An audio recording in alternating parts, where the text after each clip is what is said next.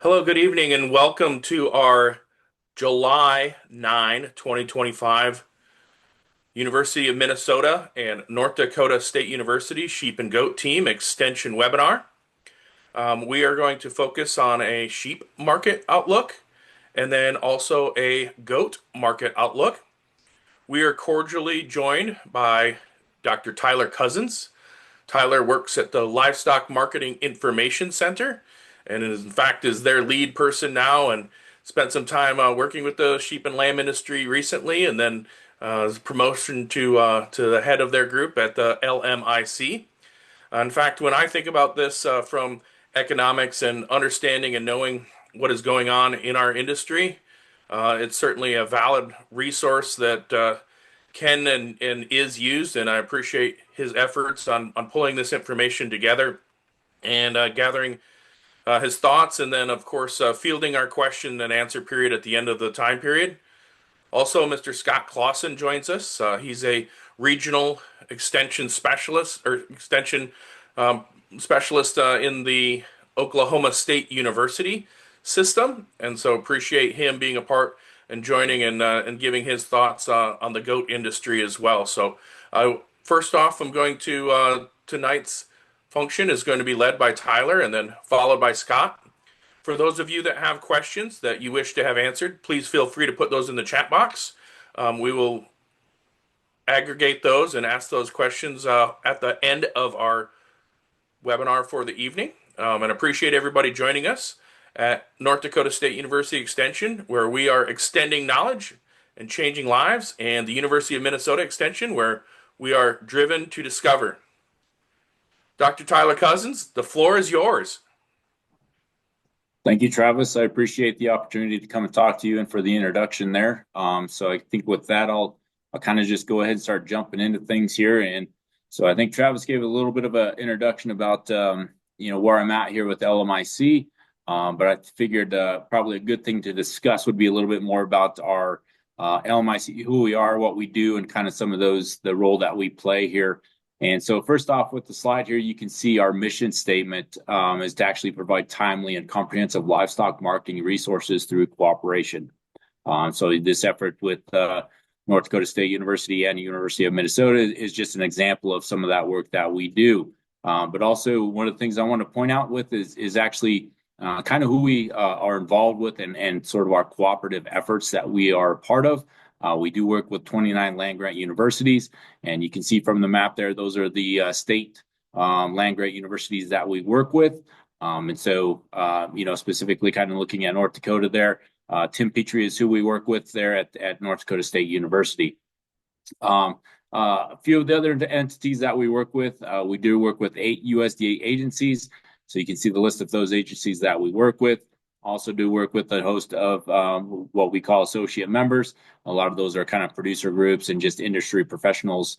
One of those I'll point out there specifically is American Sheep Industry Association. We do work with them. Erica Senko is who we work with on that end of ASI there. So I do appreciate their membership and who we work with and just their involvement with LMIC. So with that, quick outline on what I'd like to discuss here over the next few minutes. Kind of going to start a little bit bigger picture here, looking at some bigger macroeconomic topics, just kind of what we're seeing and some things to look at and just kind of keep an eye on. Then we'll start drilling down a little bit more into some forage and crop discussion, and then kind of wrap up things with bulk of our time kind of being sheep and lamb discussion, looking specifically at prices and the supply side of things. So with that, let's get to the discussion here, looking at some of the macroeconomic topics here. GDP is kind of one of those topics that we look at here and just kind of give us an indication of just overall health and performance of the economy. So you definitely can see the spikes there in 2020 leading up to COVID and just after, kind of those responses there from a GDP standpoint. But I think by and large, you start looking in 2024 and getting into 2025 here on this quarterly data that we're seeing here. Definitely some stronger performance here over the last couple of years. In 2025, a little bit of decline there, but I don't think we're really seeing too much indications of a strong downturn. I think it's just a lot of market dynamics and just larger issues at play here. Various parts of the economy performing better and some doing worse. And so it just kind of on our aggregate seeing a little bit of a slowing there, but really not seeing too many strong signals as far as the economy struggling significantly. But I think if we start looking at some of these other pieces of the puzzle, just a few to kind of look at here. One of those is personal savings as a percent of disposable personal income, right? So really, how much money do consumers have in their savings account? Kind of that discretionary funds that they have as a percentage of their personal income. And you can see definitely there's a couple of spikes there in 2020 and 2021, right? Those were kind of those stimulus payments that the government doled out there during COVID to kind of keep the economy moving and humming along there. But you can see a lot of that has been sort of whittled away, kind of getting back more towards that 4 to 5% that we've seen kind of historically over the last decade or so.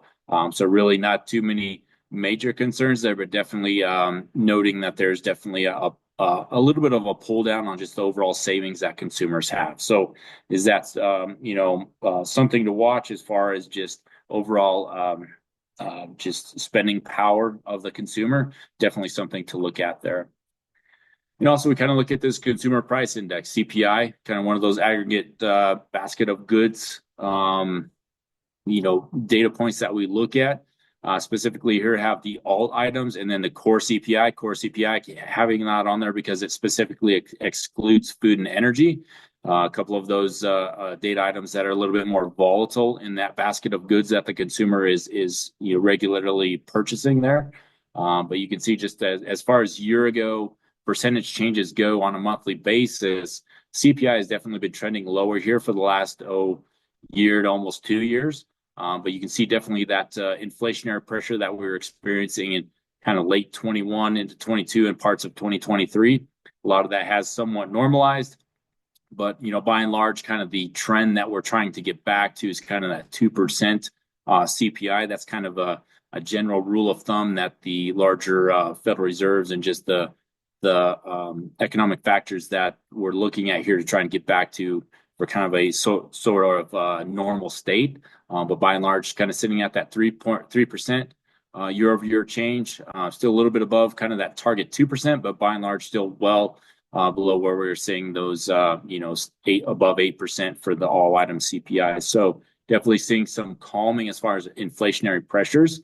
And so, kind of one of those tools that we're watching as far as data points and just overall economic factors and pressures on the consumer.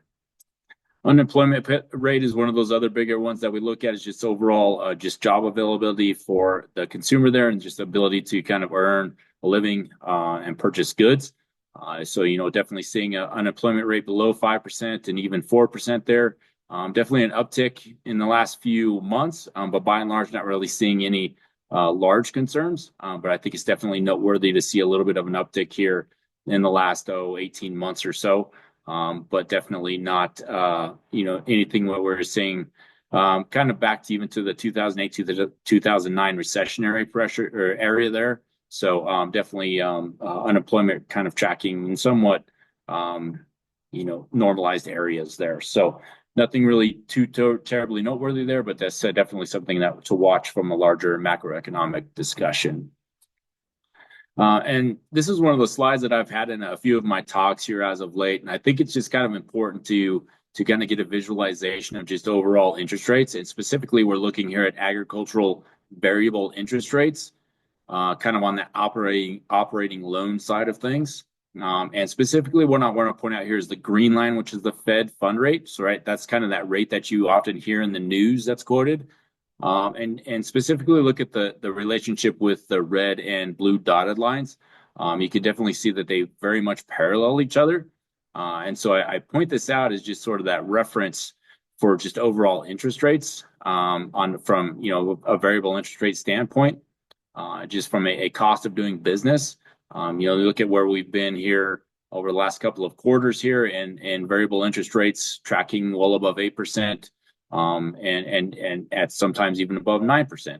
And you can see that tracking very similar to the federal fund rate, but that's a pretty stark increase here in the last year to 18 months. Definitely compared to where we were kind of post-COVID, and even where we were a decade ago, where interest rates were below 6% and even around 5%. So definitely that cost of doing business, cost of borrowing capital has increased steadily here as we've gotten through 2024 and even as we started 2025. But definitely want to just note that as far as just an overall economic factor influencing just the economy from a larger aggregate standpoint. So kind of concluding some of that larger economic discussion and getting a little bit more into the forage and crop discussion and then moving into the sheep and lamb side of things. So looking at the forage side of things, those kind of a good thing to start off with some drought discussion. So you can see we have two maps here. The left side is actually July 2nd, 2024. So a year ago compared to where we were a week ago, the most recent drought monitor map released on July 1st. So I think probably the biggest thing you'll see is just comparing the two charts that where we were last week, definitely that western part of the U.S. is seeing a lot more drought pressure compared to where we were a year ago. So I've put some of those data points in this table at the bottom of the chart here. And so you can see that definitely compared to a year ago, a larger percentage of the U.S. is experiencing drought, kind of that D1 to D4 drought, kind of that just drought to kind of extreme drought. We kind of start breaking that out by regions, looking at the high plains and Midwest. Well, specifically high plains seeing a lot more of that drought conditions. Midwest, not so much. But if we look at some of the specific states and kind of pull down North Dakota, South Dakota, Minnesota, just the nature of the, Travis and company hosting this discussion here, want to pull out those states. And so you can see by and large across kind of that northern plains area there, definitely some drought conditions increasing compared to a year ago. But by and large, that western part of the U.S. is what's experiencing a good portion of the drought that is pressuring just the greater U.S. And if we even look at some of the range and pasture conditions on a weekly basis, kind of mimics some of the discussion there on the drought side and those maps that we were seeing. So looking at all U.S. range of pasture conditions, specifically those rated poor and very poor. So kind of the way to look at this chart would be is if you see that blue line above the red and even the blue dotted lines indicates that our range of pasture conditions are not performing very well. So that's what we're seeing as far as nationally goes here, but definitely trending more towards a typical seasonal pattern as we get in through July here. But if we break this out by regions, those range and pasture conditions in the western part of the U.S. definitely not performing as well as they were a year ago, and even performing worse than even the 5-year average. But you can see by and large, it's still kind of on that same general upward trend that we would see seasonally, but definitely performing worse than it was a year ago. We even look at the Great Plains region, definitely seeing some performance that is worse than a year ago. Some improvement here in the last couple of weeks, but I think as we get through the next couple of weeks here to see how this performs, if we're seeing any more drought pressure start to increase or decrease in some of these regions. But one of the things I think to keep in mind with some of this drought, even though some of these regions may be in drought, all it really takes is a couple of storms to kind of, at the right time to keep some of the pasture and hay and even corn and just feed in general performing halfway decent. But I think so some of this drought pressure can be highly regionalized. But I think just from an overall discussion point, definitely some of that drought picture is worse than where we were a year ago. And so just kind of another depiction of just overall drought pressures, kind of overlaying that with major hay producing areas in the U.S. So you can see the kind of that red shaded area kind of depicting where some of this drought is and how it overlays with just overall hay areas. And so they're actually reporting about 20% of hay acreage is within an area experiencing drought. So definitely not a huge portion experiencing drought, but definitely some noteworthy areas there, kind of in Nebraska and southern part of South Dakota, experiencing some of that drought pressure there. Now, if we look at a little bit bigger aggregate discussion here, is just overall hay stocks, hay supplies. Blue chart there shows May 1 hay stocks, most recent piece of information that we have as far as just overall supply availability of hay stocks. You can see we were on a downward trend there from about 2021 through 2024, but as we got into 2025, definitely saw an uptick there in just overall May 1 hay stocks. So economics say if supplies increase, all else equal, then prices should decrease. And that's definitely what we've been seeing over the last few years. And so, with 2025 May stocks being up significantly from a year ago, we're definitely seeing some pressure in hay prices. And so what I have there is, as far as hay prices go, in the red and green lines are just a simple average through the first 5 months of the year to kind of depict that hay price and what is kind of being reported out there. And so you can see just kind of an average of just North Dakota, South Dakota, and Minnesota.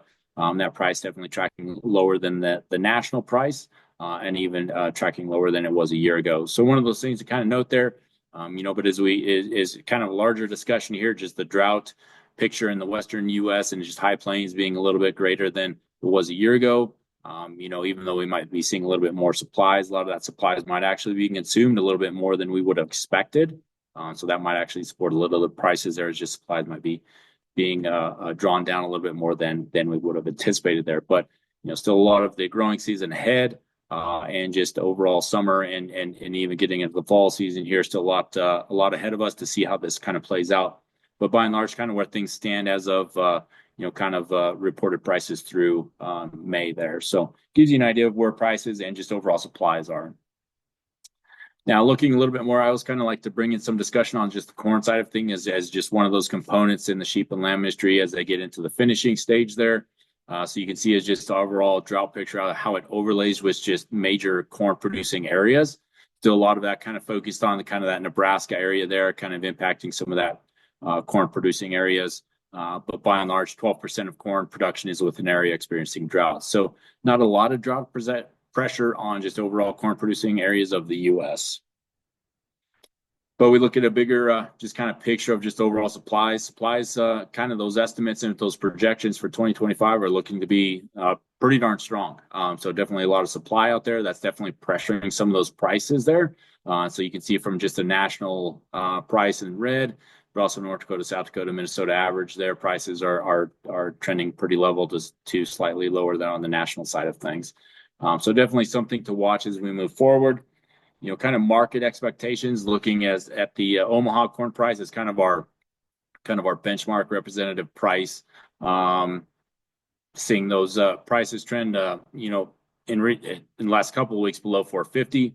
And I've penciled out there in the green dashes there the 2025 futures price, and so you can see as far as forward curve expectations in the market there, corn prices definitely trending below 450 and even kind of nearing that $4 mark.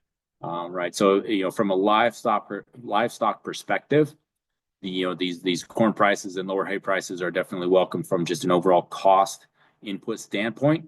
And so I think keep that in mind, just from the livestock perspective, definitely some of the cost side of things looking a little bit lower, just a little bit lower than where they were a year ago. So definitely limiting or reducing some of that cost side of things for the producer. So that kind of wraps up some of the forage and crop discussion side of things. And so now we'll kind of move into some of the sheep and lamb discussion, and we'll start off here with some price discussion and just kind of what's going on as far as market conditions, inventory side of things. I want to start with that. Sorry, apologize for that. But as far as inventory things go, the piece of information that we get is on January 1 is just overall inventory levels that we're seeing there across the U.S. and on a state level. And so I've put in here the table, just overall supply inventory numbers, but then also broken out by North Dakota and Minnesota, just giving you an idea of what's going on in those respective states there. But by and large, what we saw nationally was just a slight increase in just overall supplies. Marginal increases there, less than 1% across the board.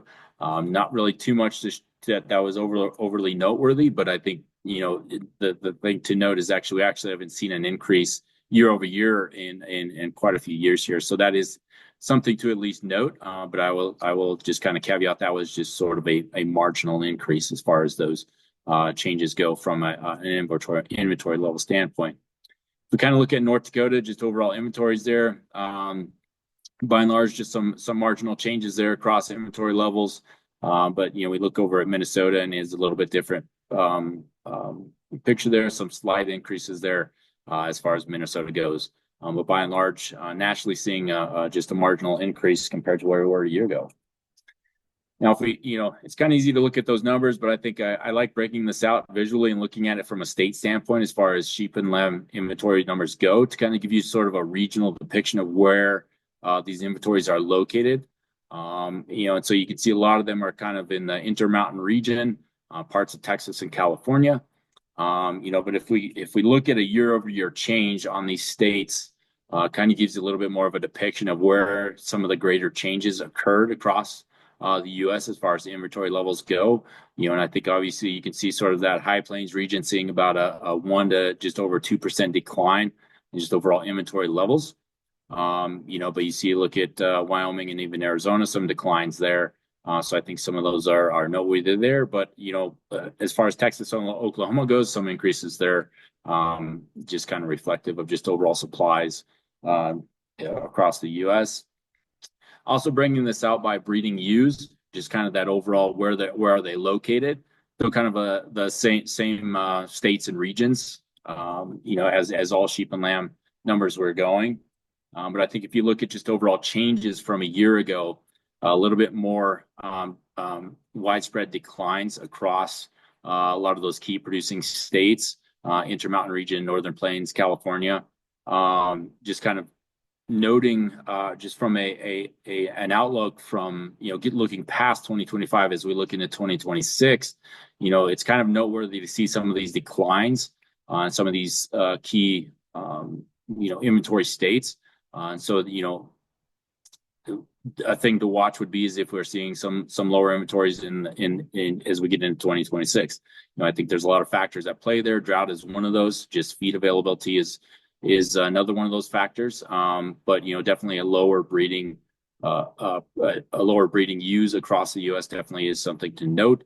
I don't know if there's anything that really is overly striking, but I think it's just something to note to see a little bit more of a decline in just overall breeding ewes across the U.S. And just kind of wrapping up some of that inventory discussion, overlaying some of this drought, picture across key land producing areas of the U.S. You can see, a lot of parts of the Western U.S. kind of fall within that drought area. So I think it's definitely noteworthy from just an overall, feed availability. A lot of that overlay is occurring in those regions of the U.S. So I think an interesting picture there, and they're noting that 31% of the sheep area is within an area experiencing drought. So definitely noteworthy there, and an interesting depiction of just overall drought and sheep producing areas. Now on the price discussion here, moving to some of that, starting off here with kind of those 60 to 90 pound lambs and the prices that are being reported there. So definitely seen a downward trend here in the last few weeks, but we're coming off some pretty good prices there, kind of late April, getting into May. Some very strong prices there across the Colorado, Texas, South Dakota markets there. But we're kind of getting into a little bit more of a more seasonal pattern here as we get to just overall market trends and seasonality here. So by and large, some of this downward trend that we've seen in the last few weeks is somewhat what we would expect from just a seasonal pattern here. But I think as we get into kind of the third and fourth quarters here, specifically third quarter, we see a little bit more price pressure downward. But as we get into that fourth quarter there, prices tend to move a little bit more seasonally higher. So that's one of the things that we'll be watching here as far as just prices and price movements for just overall 60 to 90 pound lambs. And so definitely seeing some typical seasonal patterns there. Kind of breaking out some of the similar discussion here, but looking a little bit more at just kind of that three market feed to lamb price and comparing that to kind of New Holland to maybe get a little bit more of a Western versus Eastern perspective here. I think kind of in general, what we can see here, those prices tend to move generally in the similar direction. And so kind of parallel some of those price movements there from a seasonal standpoint. But I think, we have to keep in mind, some of the price reporting for all of these, especially the 60 to 90 pound lambs, it can be a little bit spotty at times, just kind of seasonally, just from a confidentiality standpoint. USDA being able to report some of these prices, we kind of have to keep that in mind. But in general, I think price trends are there, and we can see some of the seasonal patterns that kind of mimic what's going on, kind of in the western and eastern regions there. Definitely, we're kind of in that seasonal pattern where we're moving a little bit lower. See that some of that sort of start to stabilize here in the third quarter, and then we start to move a little higher there in the fourth quarter there.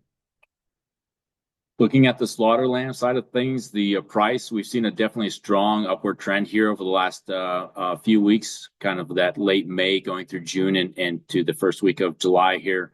Definitely some strong prices for those slaughter lambs. We from a seasonal standpoint, not terribly unexpected to see our peak kind of occur around late June, early July here. So I think we've still got a couple of weeks ahead of us to see if we're going to hit a peak or where things are going to kind of turn there. But I think from a seasonal standpoint, keep in mind that we'll see prices move lower as we get into this third quarter and going into the fourth quarter here. But definitely some positive direction there for prices on the lamb side of things. Still tracking below a year ago, but definitely seeing some seasonal patterns there and a strong upward trend over the last few weeks. Now, kind of breaking this out as far as slaughter lamb prices from a more of a regional standpoint, looking at the Sioux Falls price on a weekly basis here, price is actually tracking very similar to a year ago, quite different from what we were seeing from a national standpoint. But I think from kind of that Sioux Falls standpoint, prices performing quite well compared to where they were a year ago. But by and large, looking at sort of that seasonal pattern, following a little bit lower prices through the third quarter and kind of stabilizing as we get into the fourth quarter there. But by and large, is where things stand as far as prices go for Sioux Falls. Definitely similar prices to where we saw a year ago, and holding pretty strong there. Now, kind of pulled in the San Angelo price here, just kind of giving you an idea of some of just the reporting issues that can occur with some of these markets. San Angelo is one of those that kind of one of those that gives us an idea of what's going on as far as prices, but that confidentiality thing starts to pick in there. And so we haven't had any prices reported since basically late April. So kind of one of those market dynamics that we're facing here. And so that's kind of we try to pull in some of the discussion here for Sioux Falls, but also national prices to give you an idea of what overall prices are looking like there, just from a market standpoint. And then moving up the supply chain there as far as the market levels go, looking at the lamb cutout value, specifically here, kind of that reported carcass price. By and large, for a good part of the first half of this year, prices have been fairly level. There's a little bit of shopping there, but I think you average that and it's just below $4.60 per pound. And so tracking below a year ago, but by and large pretty steady. And so if we kind of break this out by the major primal cuts within that cutout value, we can see that actually pretty steady values there for the shoulder, leg, loin, and rack. By and large, that's the leg is probably the one that contributes the most to the overall cutout value. So you can see pretty steady levels there for specifically the shoulder and the leg. Even the loin, the rack is probably the one that's varied a little bit more. But by and large, kind of those steady prices across those primal values is definitely contributing to a pretty steady cutout value there.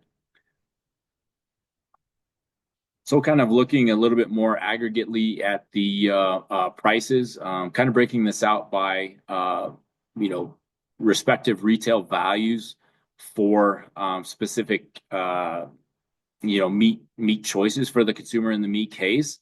And so you can see there from the green line, that all lamb retail price is definitely tracking above even where beef prices are, retail prices. One thing I will note with that all lamb retail price, that is actually a weekly price that comes from USDA's AMS weekly retail prices that are reported on lamb. So it's actually a weekly price that is aggregated into monthly. And that's done because BLS does not report a monthly lamb price. But I think it's still representative of kind of where, what the consumer is seeing in the meat case when they make their choice to purchase a meat in the meat case, and where lamb sort of stacks up with beef, pork, and chicken. So you can definitely see it's still following somewhat of a similar trend as far as beef and pork and poultry go over the last couple of years. Definitely an upward trend there. But by and large comparison to beef, tracking above that beef price there. So definitely from, a consumer standpoint, if we're seeing some of these economic factors play into just overall decision making for these consumers, and just their their purchasing power. Because a lot, the consumer votes with each dollar that they spend, and kind of what they're looking to purchase and consume. And so, if they're being a little bit more price conscious with each dollar that they're spending, they look at lamb and see that's pretty expensive compared to even beef, pork, and chicken. I think every individual consumer has their own preferences and how they want to spend their dollars. But I think it's definitely noteworthy to keep in mind where those retail lamb prices are stacking up, kind of around that $10 mark, compared to, beef around 8.50 and pork, just below $5, and chicken around $2.50. So you think about feeding a family of four, how far that $1 goes towards purchasing a meat protein source for their family, kind of how they stack up there. So, but by and large, seeing that's trending higher of just overall land prices is definitely noteworthy.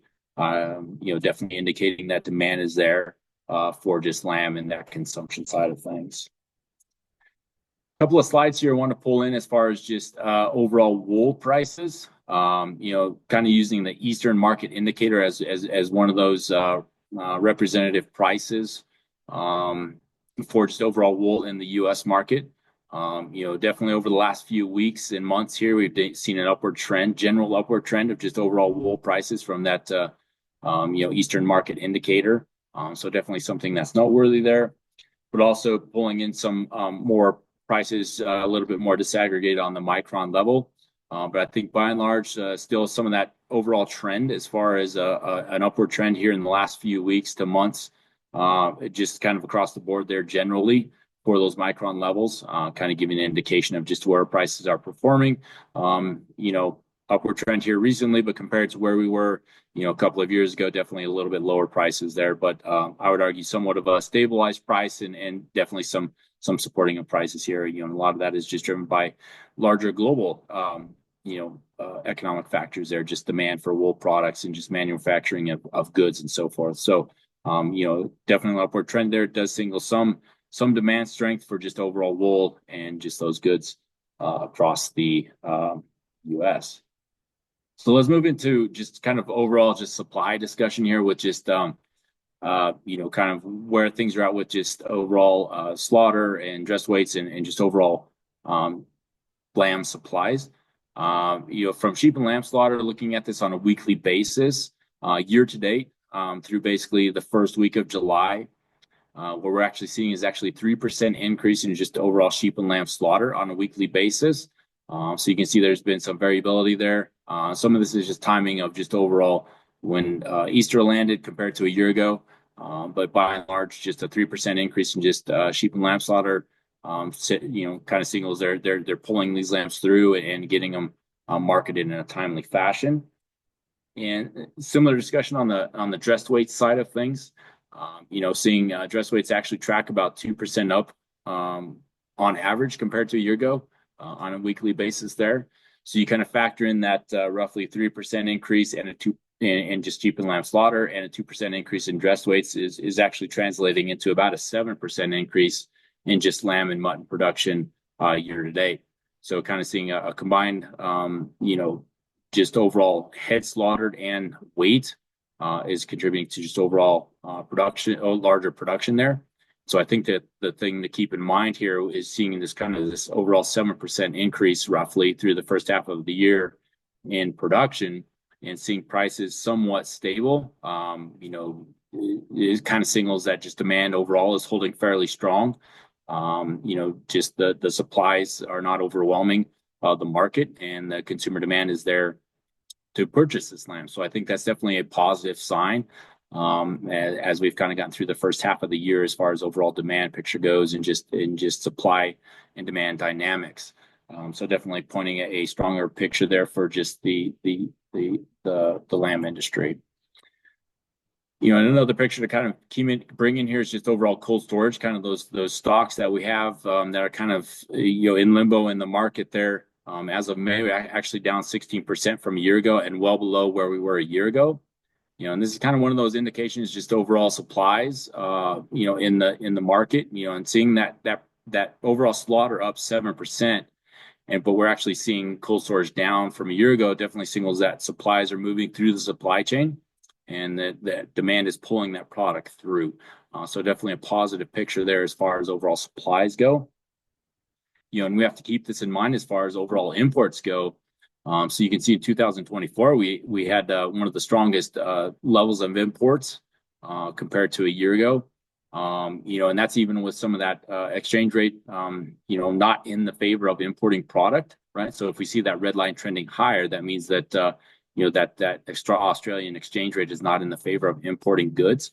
And so, definitely seeing that, those supplies in 2024 that we imported were not overly burdensome on the market, just from a price standpoint. But if we look at year-to-date data that we have available from January through May, they're on the right side in those green bars. We can see that actually year-to-date we're seeing a little bit lower pace of imports. But part of that could be we're seeing a stronger exchange rate compared to where we were even in 2024. But by and large, I think we're still seeing a product come in, but at a slower pace than where we were a year ago. And so, last couple of slides here as far as discussion goes. One of the things I want to point out here from just kind of bringing some of this price discussion and supplies and just consumer demand together into maybe a slide here. What I have here on the red line is actually that retail price that you saw earlier compared to beef, pork, and chicken. Now brought in on an annual basis, and that's compared to the blue bars, and the blue bars are actually a retail demand index for lamb. And so when we talk about this index, the thing we have to keep in mind is what we're doing is we're pulling in a few of these matrices, which is retail price on just overall per capita consumption, which is just how much lamb is available per consumer. And then we're using a demand elasticity, and which is just, the elasticity pulls together the price and the quantity and just sort of the reaction that the consumer does given those two variables. And so by and large, what we're seeing here is retail prices from the red line holding fairly strong, kind of around that $10 mark, just below that $10 mark, and per capita consumption holding fairly level. And that's actually, translating into a pretty strong demand index, seeing that 213 for 2024. Right, and just seeing a higher relative number there for that demand index is signaling that consumers are demanding lamb. And so, and that's given with a relatively high retail price. So I think by and large, what this is showing, just from a price quantity standpoint, that consumers are demanding lamb and they're willing to pay for it. If you look at some of these same matrices as far as prices and just lamb availability through the first quarter, some of those matrices and parameters that we're looking at, that we're still seeing some of that strong just overall demand picture shaping up through the first part of 2025. And so I think that bodes very well for the sheep and lamb industry, at least through the first half of the year that we've seen here. So definitely one of those things that I think is a good talking point here for the sheep and lamb industry. See that consumers are that demand picture seems to be holding fairly strong here as we get into 2025.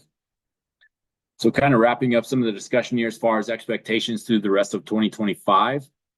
As far as what I have, as far as my lamb production, I have it up about 1 to 2%. So, we've seen production up about 7% through the first half of the year. So my expectation is to see a little bit of a slowing here as we get through the second half of the year. But by and large, seeing supplies up compared to a year ago. A lot of that is just driven largely by just supply numbers that we saw on January 1, which were a slight increase from a year ago. You combine that with just overall larger dressed weights kind of contributing to that 1 to 3% expectation as far as lamb production through 2025 here. But I have a couple of factors kind of laid out there as far as just drought and pasture conditions that we discussed there, and just overall factors influence potential lamb production, just feed availability and feed costs, and just some of those market factors influence just overall lamb production in 2025 here. Then, kind of economics say if supplies increase, all else equal, that prices should go lower. And that's my expectation here for both feeder and slaughter lamb prices in 2025 here, down about 3 to roughly 8% is kind of my expectation here.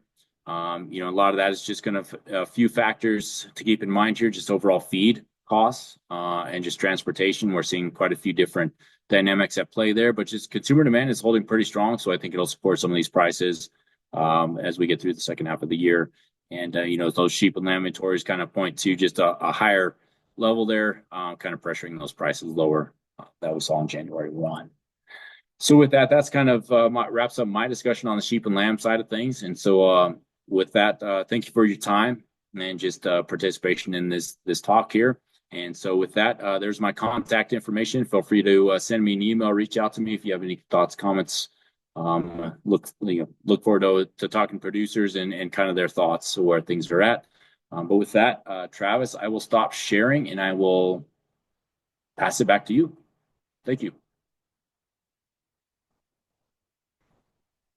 Thanks. In our quick transition, I appreciate Tyler your information, and again a reminder for those interested to put any questions in the chat box. Those that are in there, and we will touch on it as well.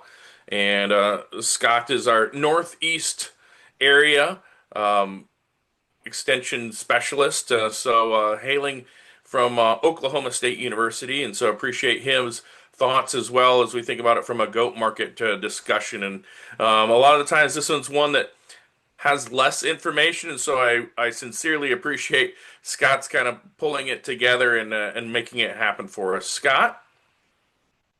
Yeah, thank you, Travis. And yeah, a pleasure to be speaking with y'all tonight. Really interesting to see kind of the dispersion of you guys throughout the U.S. And I don't think that any of the goat producers would be surprised that there's, a little less information on this side of things. That's kind of what we're used to dealing with, right? We've, finding labeled medications, et cetera. We are kind of out on our own, trying to fend for ourselves there. So yeah, so we'll jump right in and do some discussion on what's happening on the goat side of things. And um, just similar to what Tyler mentioned previously, we'll look at some inventory things right off the top, and just for maybe those of you that aren't aware, what Tyler and his team are doing at LMIC is pivotal for the land grant universities to do their jobs as far as livestock information. Without that group, our jobs would be immensely more difficult and immensely less productive. So certainly appreciate their work there. You can see the kind of trend for goat production here in inventory.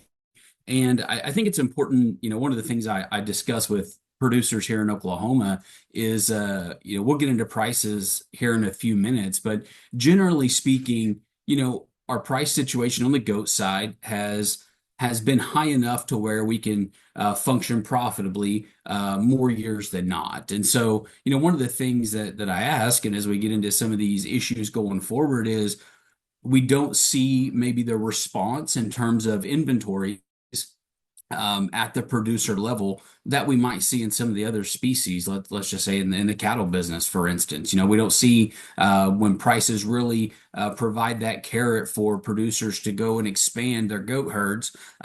They don't do that always, and so and I'm one of those people as well, and I don't have any intentions to either right now. But there's more factors at play here, and so as we go through this, I'd like you to be considering, what would it take to see a push and an increase in goat population, and especially from a breeding inventory perspective, because the market would certainly welcome and pay for us to bring more product to town. And so as we look at where we're dispersed across the countryside, the goat business is not dissimilar to many of the other livestock businesses that we have, in that our production areas are not necessarily where our processing facilities are located and not where our end consumers are located. And so we always have to keep that in mind as we're working through some of this market information.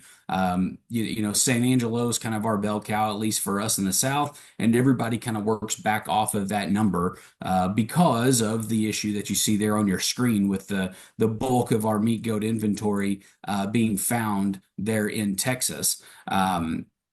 As we see this to start to build popularity, I think as we look at more ranches and operations that have maybe be desiring a little more of a diverse income stream, and they might look to goats as a way to do that. I think we'll see maybe some of this disperse across the countryside, but again, the bulk of them are there in Texas, and that's where our kind of bell cow market is located as well.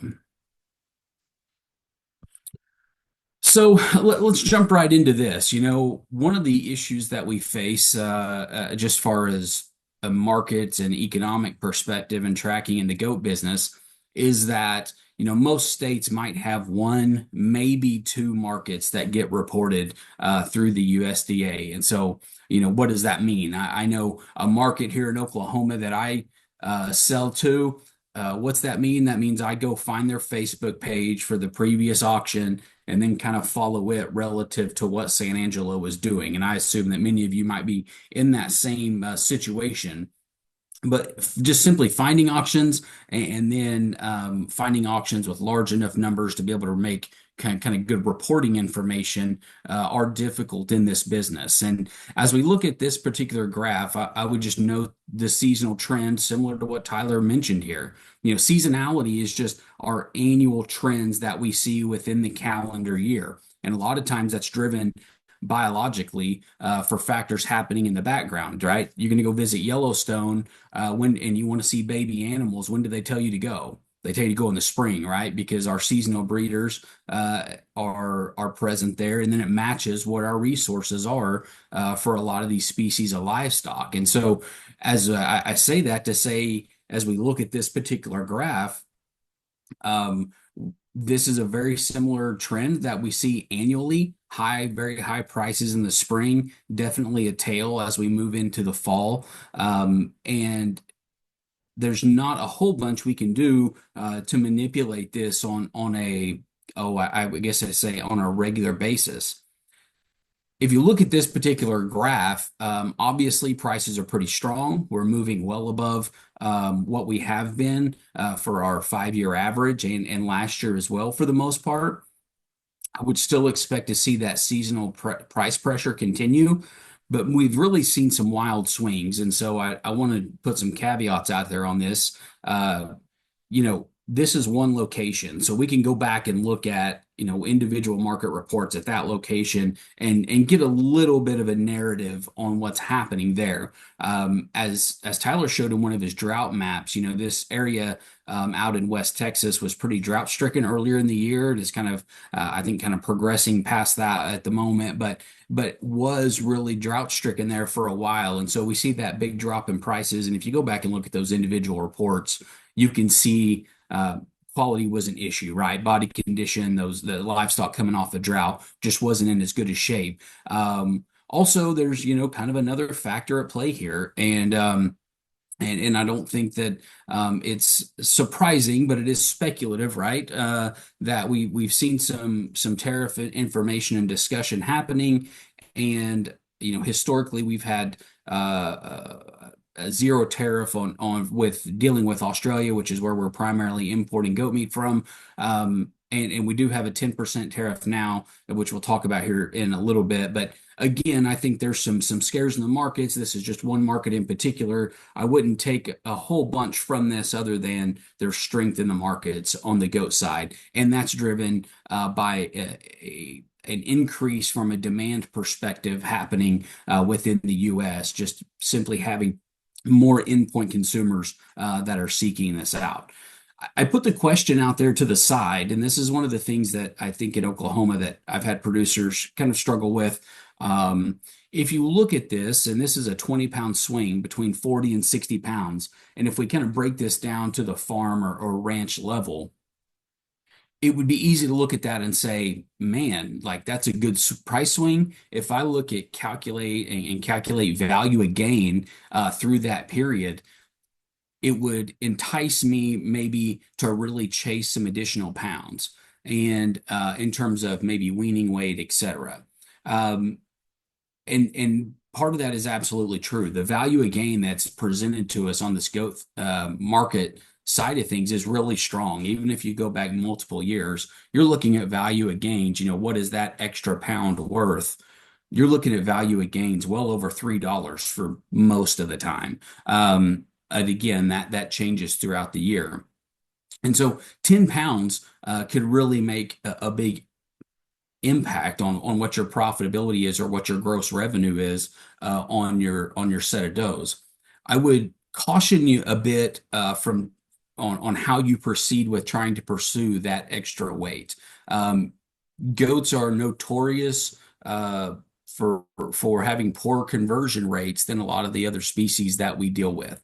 We might be looking at needing 8, 9 pounds of additional feed, etc., whatever that is for you, to get that extra pound of gain. If we're only looking at gaining, half a pound a day or something to that effect, it always varies. But when we start to kind of plug all of that math into there, what we yield from our profit potential in there is not exactly what we're thinking we're getting from what the market information is in front. So we've got to be very cautious about how we pursue those extra pounds. We might need to explore things like changing kitting dates, kind of genetically, how do we bump that? And then instead of looking at what does the individual animal weigh, more of how do we get more total pounds to that point. Along with how do we alter our kitting season if that's feasible for you, to where we can not be marketing into that lull into the fall. A lot of those things are ranch level decisions that we have to evaluate and look at based on what resources are, what your management availability is for that, and et cetera. But again, good, strong markets, and something to be, I guess, looking forward to from that perspective. So we talked about imports there, and I'll kind of show this across, the past several years, past decade and a half, and I know it's an interesting look about why that exists. The orange bars and then the bulk of the last 2 years are Australia, where we're getting this import from. And so, as we look at that and look at what's happening kind of currently, we had definitely a lull in 23. We're back up high in terms of import in 2024. And just kind of the monthly reports looking for that of the past couple of months is we're at least trending high or higher again in 2025. We've got a lot of the year still left to go. We'll see how that plays out. But again, some definitely some month over month increases even from 24 to 25. And so, as we look at the tariff issues, et cetera, and how that might impact imports, the U.S. Just in general is not going to be the low cost producer in this scenario. So even with those additional tariffs, it would be unlikely that we couldn't still import this product at a cheaper price than what we can produce it here. So we're always going to be fighting that battle, and I wouldn't expect that to change the tide any from this perspective. What we do see from this perspective is that, again, it's another signal that we are needing product and have a demand for this product. So, this is what we're bringing in on top of what we're able to produce here in the U.S. And as we think about, what our expansion likelihood here is, I'll just say, yeah, from kind of a backroads perspective of where I get to travel in Oklahoma and talk to producers, the limiting factor to how many does that we run is not generally profit related. It's generally labor related, right? Like how many does can one person manage? We all know it's a high manual labor enterprise. It's not as mechanized as some of the other things, and so just how much fencing can we get put up, or how many does can we manage on an individual level is really one of the more limiting factors here. And that's always important to keep in mind. A couple of interesting things, I talk about the kind of Australia's side of this equation where we tend to import the bulk of our goat meat from. And so we see this here. You can see we're definitely growing from their perspective. One of the things that I'd like to put in here, this is from one of their publications, and it was kind of surprising to me just from a consumer perspective. We know that goat meat is consumed widely around the world, but we don't usually associate that with the US. But if you look there towards the bottom of the screen, kind of in that brownish looking column, I was pleasantly surprised as a producer to see just how we do rank, I guess, around the world in terms of consumption. And I think there's definitely some things to glean from that from a positive demand perspective, where we may not be able to track it as far and as thoroughly as we can in the beef and other markets. But using the data that we can look at, I do think we're positioning ourselves positively from a demand perspective. And if you do a lot of reading on the topic, you'll find that a lot of the barriers that we face are simply just informational in terms of what do we do with the meat and how do we prepare it, because it's different from what folks have done historically.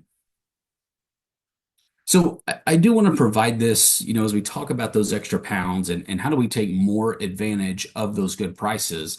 This is a sensitivity analysis from a budget that was prepared out at Texas A&M, and it was from 2023. I'm not really concerned about the numbers and how they applied this year, but I'm more concerned about showing the impact that we can have from boosting our weaning percentage. And we see this a lot in the goat world specifically, as well as other areas as well. But improving reproductive efficiency of the livestock can generally do more from a financial perspective than we can by boosting, let's say, individual animal weights. And so as we look at taking more advantage of these good prices, one of the things we need to consider is not necessarily feeding them more or I'm going to keep this set across and feed them longer, but more, how do we get more pounds created? And one of the ways that we can do that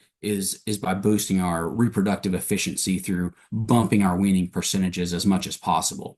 I know it's hard, right? If you open my back door right now, you got a pen of bottle babies that'll scream your head off because they're starving, right? That's what they think. And so it's hard to boost those, reproductive efficiency numbers, but it is kind of lurking in the background. One of the most impactful things we can do from an economic perspective to make this venture a little better for us. So again, I know that's much shorter. Appreciate Tyler covering some of the general feed and economic issues, more macroeconomic issues for us to help set the table. I'll turn it back over to you, Travis, and happy to hang out and catch some questions if they're here.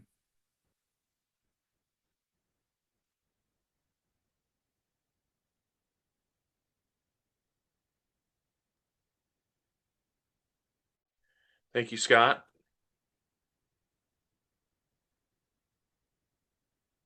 Okay, appreciate everybody's thoughts on that, and again, your information on both the sheep and the goat market. I think there's a fun one here, Tyler and Scott, that we can kind of both talk about, and I guess this one's more risk related from my personal standpoint of the first question, and I guess we can discuss as it is. And so there are cooperatives or groups. So in North Dakota, South Dakota, Minnesota, there is a group called Dakota Lamb Growers Co-op.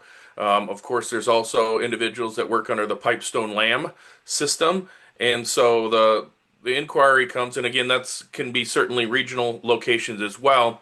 Is does it pay to be a member of those groups or to sell through the open market sale barn? And Tyler, I'll take your answer. It depends. No, I'm just kidding.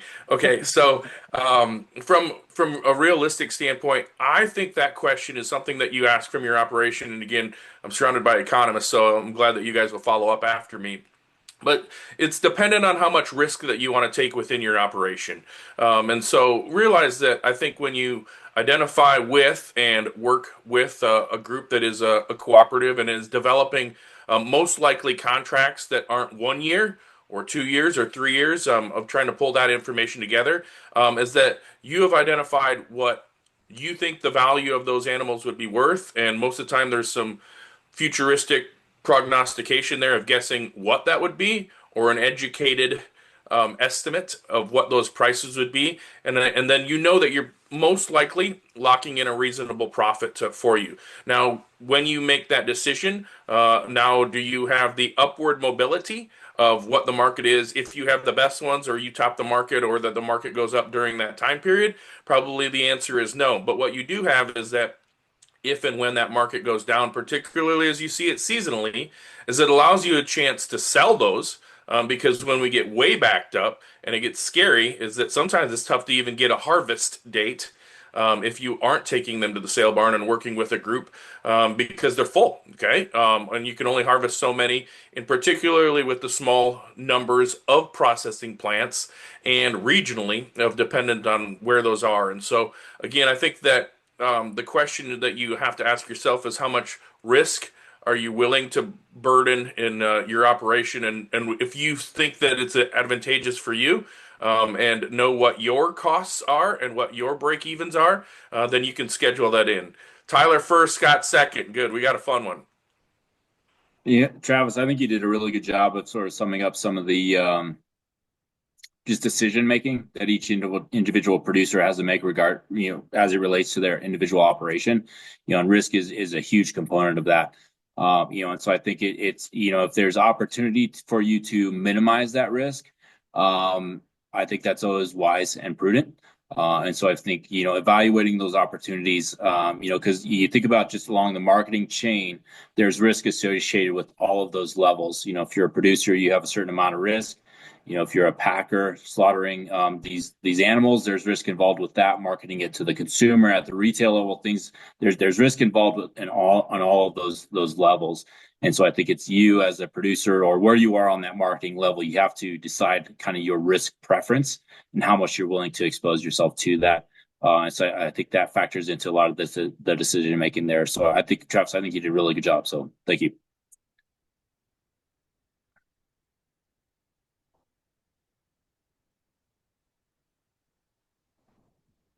Scott, are there any groups that are pulling goats together? Yeah, that's a good question. So I'm glad to see the question because I think that's really interesting just from a an entrepreneurial perspective, right? On what that would look from the outside like a real opportunity on the goat industry side of things. Um, there's a great article by Dr. Pinkerton, and you can all Google it, that kind of breaks down who is kind of an industry icon that we lost, I think maybe sometime this year. But there's a great article, and I actually have it saved. I might be able to shoot it over to you, Travis, where he goes through and kind of breaks down kind of piece by piece what that would look like, and we go back to some of those issues as far as how could we secure supply, how could we remedy, I don't want to maybe remedy, but how could we work within that kind of seasonality paradigm that we see so heavily within the goat business. I think that um, I think some of the challenges that would be there is going to be assembling similarities. I know that here in Oklahoma, I might be able to pick up 20 in this location, might be able to pick up 40 here. And by the time I ship and congregate and bring all of these together, I don't know what, by the time I deal with some health and some shrink and all those types of things, I don't know how much opportunity would be there left for me. I'm not going to say it's not happening. I always run across people that are doing really neat things that I didn't think was possible. But there are some significant challenges, and there's nothing that I've seen catch on, at least from a broader perspective, where I'm seeing it replicated around the countryside.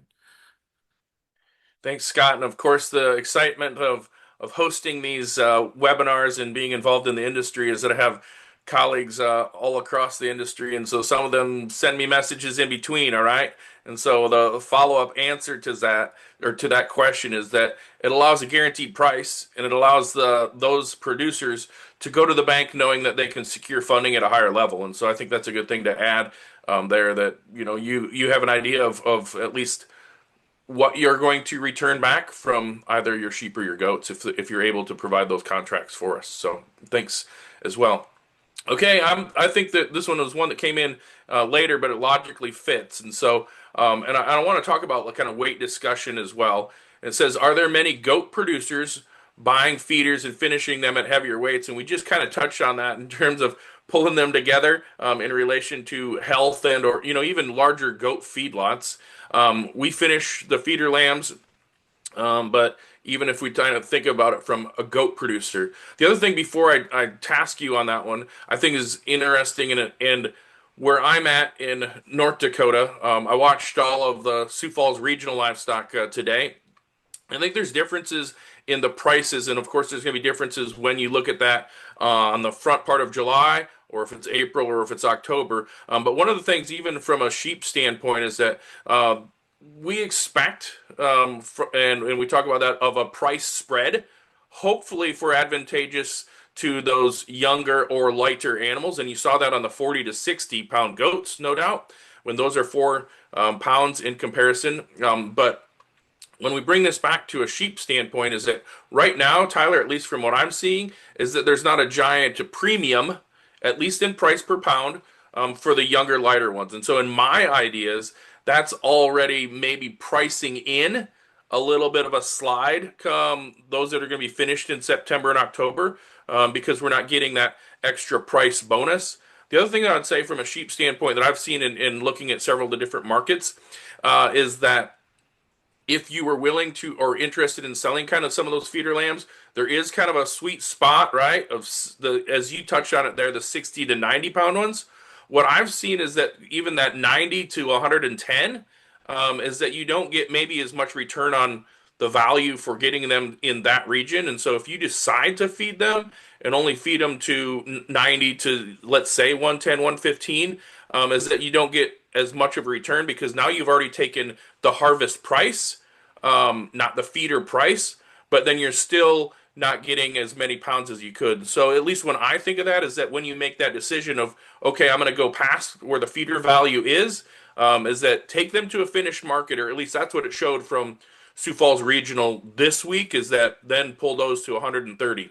The other thing is on the goats pricing, is that if you can kind of, again, 40 to 60 was used, and I'll let Scott talk on that as well, but if you can get to 75 or 80, you're certainly not going to get discounted, and the value is there. And so your thoughts, sorry, that's an open-ended question, but just kind of from the difference between selling a feeder goat slash sheep to the finished product.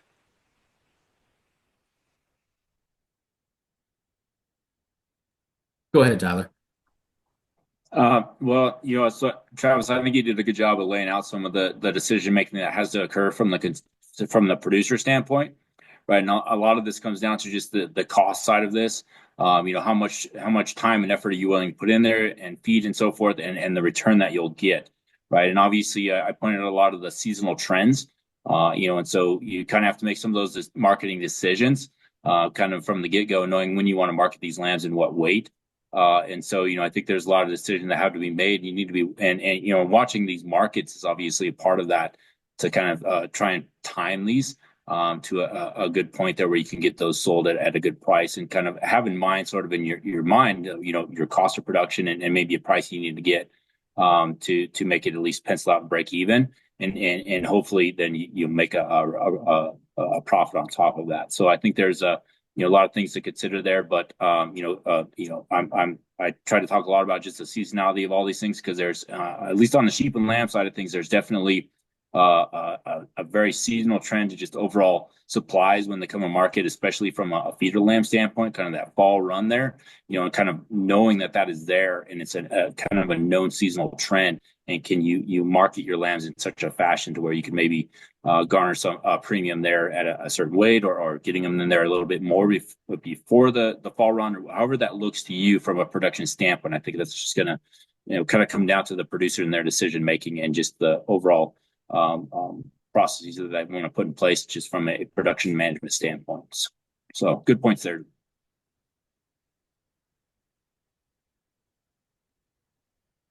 So yeah, Travis, I'd echo your points there. I think maybe we're at a bit of a I don't want to say a turning point, but necessarily where we're seeing some new things come to the market that maybe historically weren't present there. So, like for instance, I know here, you bet, like when we if we have, let's just say it's Oklahoma, so if we have old show weathers or something like that we've got to get rid of at the end of the year, and they might weigh 100 pounds, we don't see um, any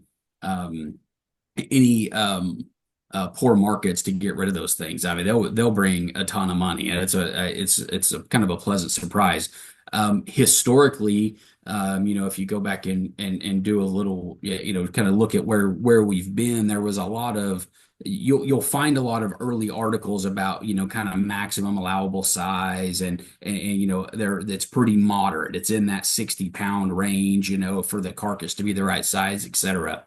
I don't know, maybe if we're pushing kind of past that to some degree, if there's some changes occurring on the consumer side where they're willing to do some of those things and kind of go with us on those larger carcass weights.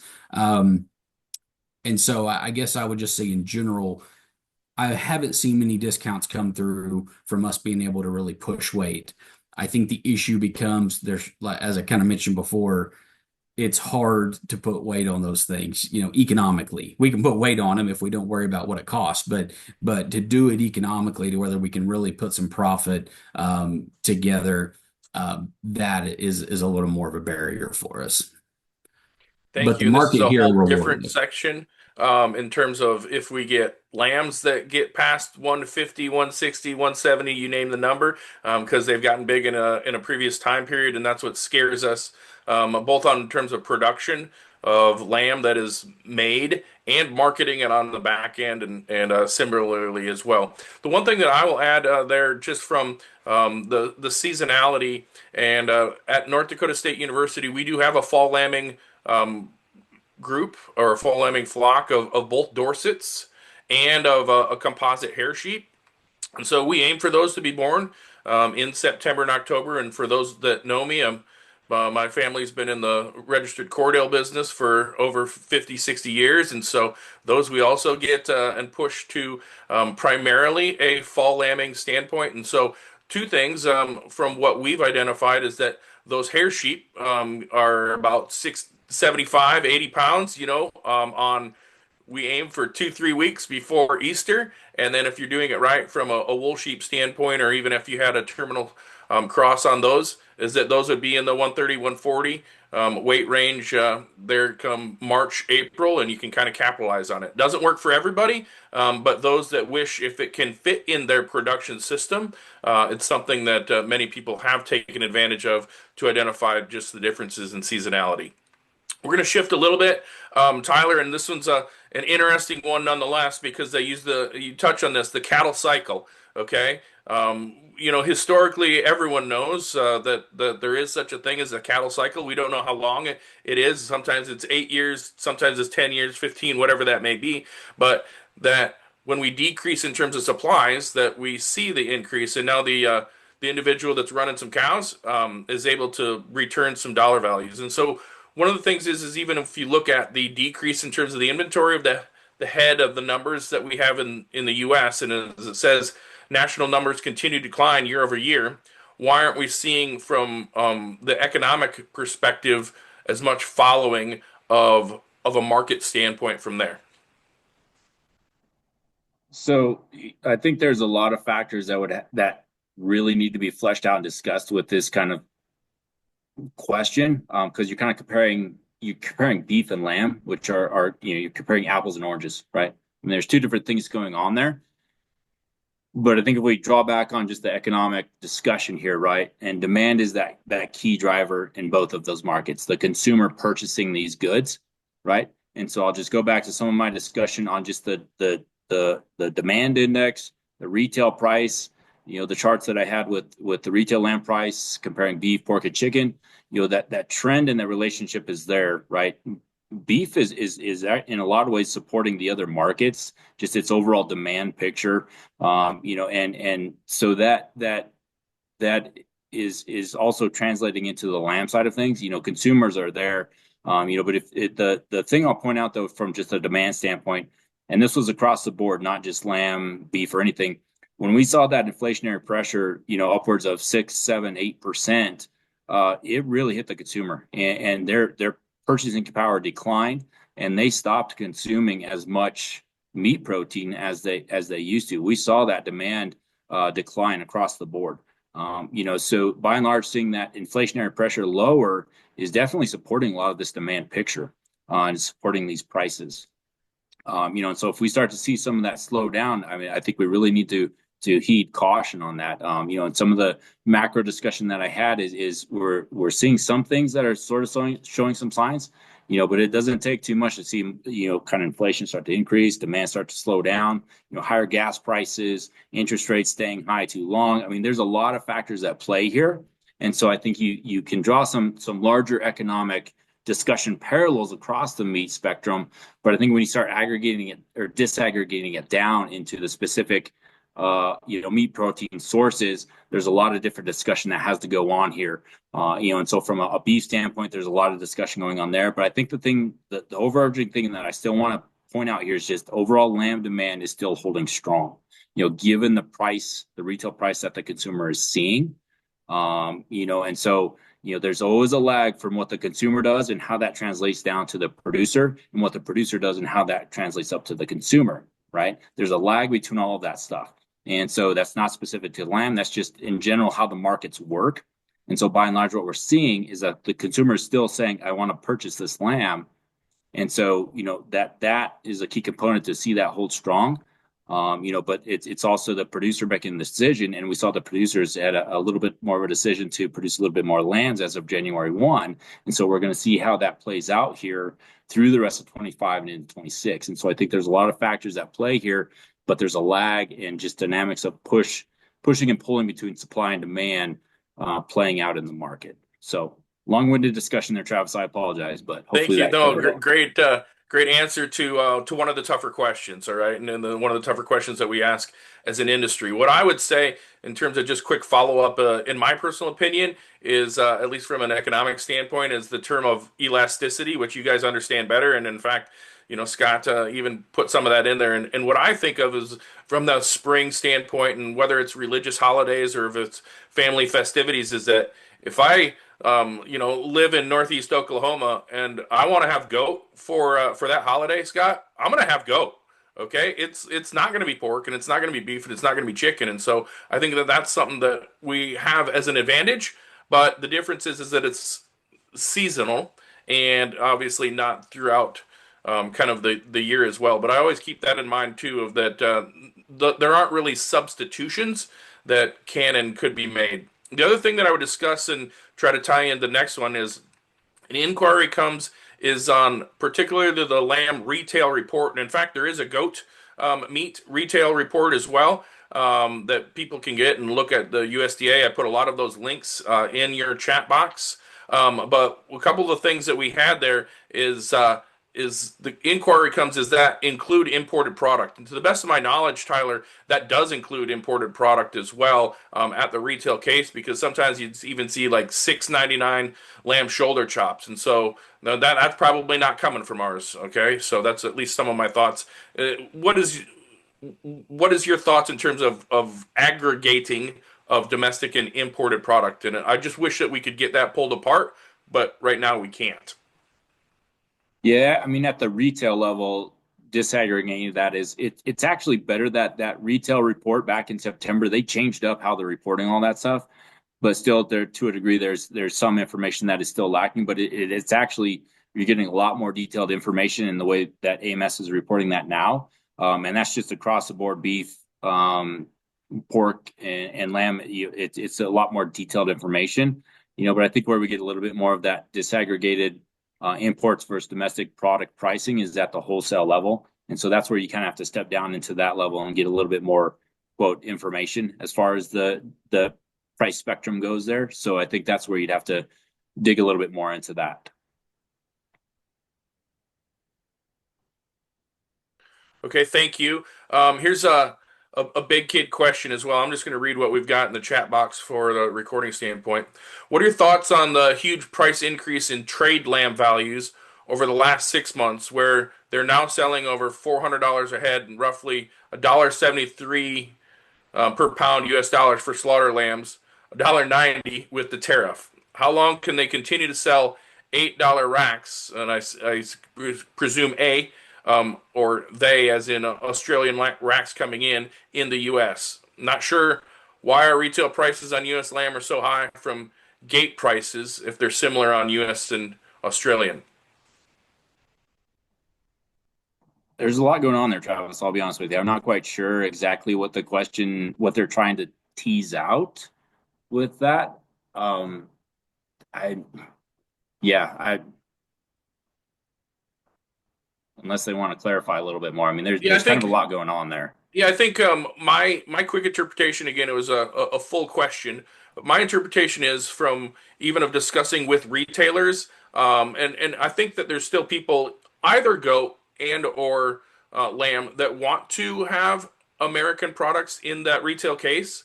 But it seems like when they make that value proposition to their consumers as well, because that's what they're following, is that there's kind of like the number that I've always heard is about 30%.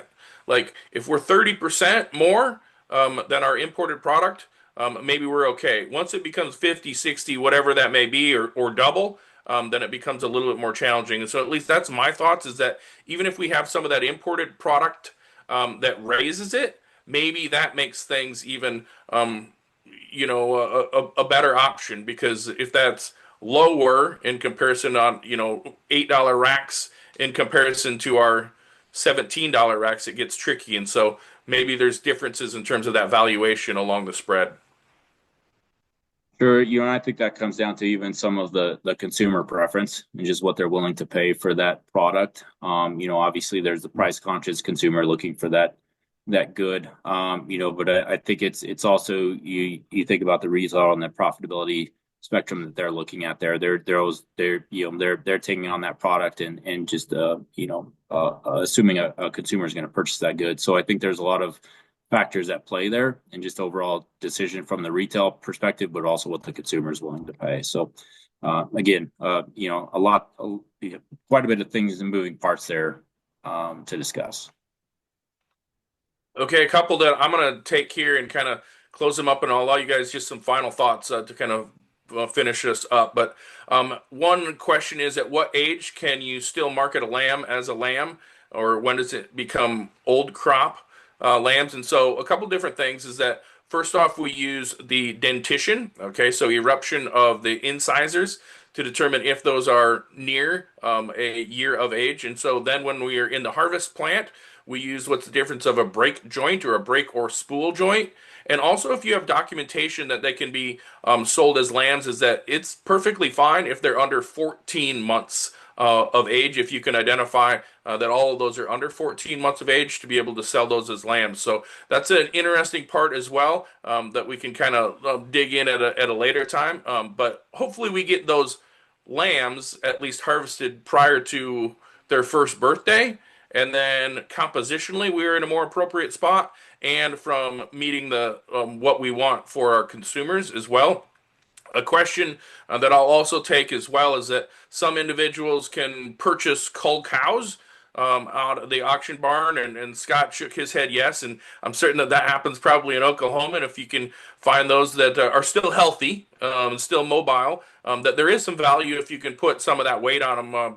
And be able to do it at a reasonable spot. And so prices of cull cows as well, and bulls, wow, okay, it's followed the market price as well. And so is there some thoughts in terms of doing that with a use standpoint? And I guess that again depends on how much risk that you want. Right now, I would not be in that camp for saying that, because the prices are high enough. All right, if you can sell 90 cent 80 to 90 cent per pound on cull ewes, I sure wouldn't want to feed them to hope that it didn't go down to 65 by the fall. And so if those are going to follow as well, so is there some value if people wanted to do that? Potentially. But man, I would capitalize when you can, at least during the summer, if you were interested. Well, the colleague says, do we want to buy them for breeding? Even an easier one. I would only get that from reputable sources of individuals that are culling their ewes at a certain age, at 4 years of age, 5 years of age, and I would not be condoning purchasing of breeding ewes at the sale barn.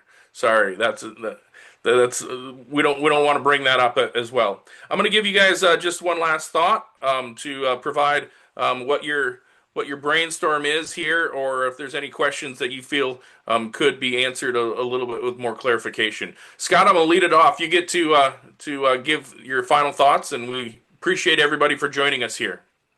Yeah, just wrapping up, like I said before, we question came up about the cattle cycles. That also means they go through some really tough times. And being in Eastern Oklahoma, I'm in cow country, and it's what I spend the majority of my time working with. And while we're in a boom right now, we also struggle through large sections of that cycle. And so the reason I bring that up is because the goat deal here on the meat goat side of things has been one of the more resilient markets just from a maintaining a profitable position on an operation, has been really resilient over the years.